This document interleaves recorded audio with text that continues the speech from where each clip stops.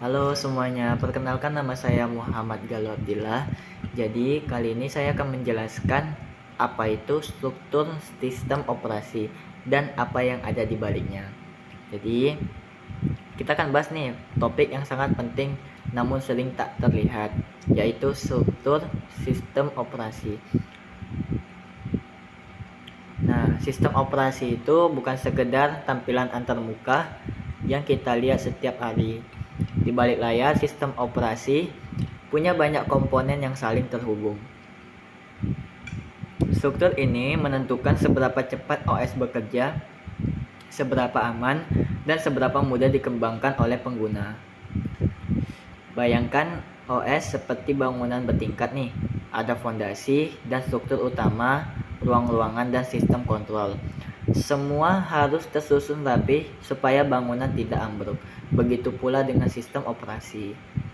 Nah, yang kedua itu, mari kita bahas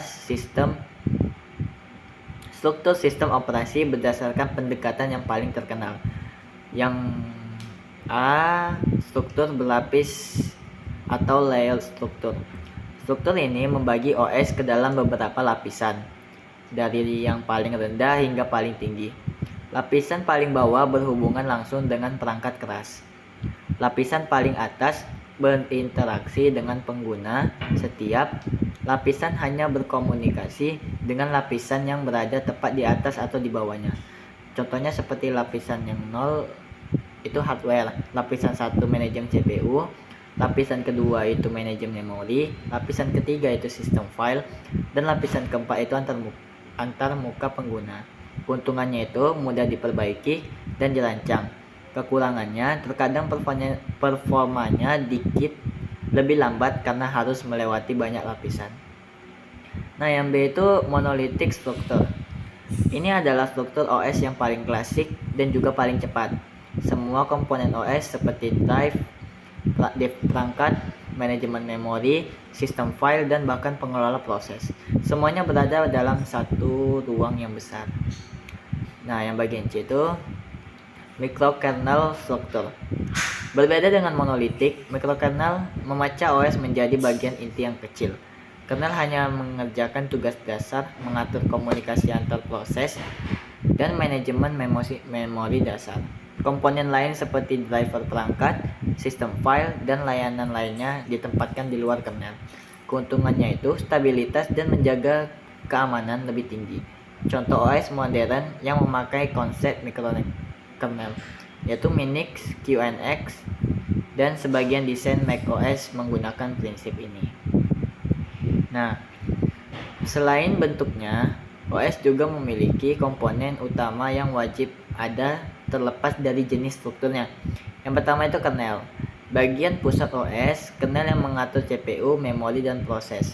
Yang kedua itu sistem call interface, jembatan antara aplikasi dan kernel. Ketika program ingin mengakses hardware, ia harus meminta lewat sistem call. Nah, yang ketiga itu device driver. Driver adalah penerjemah. Dia mengubah perintah OS menjadi bahasa yang mudah dipahami.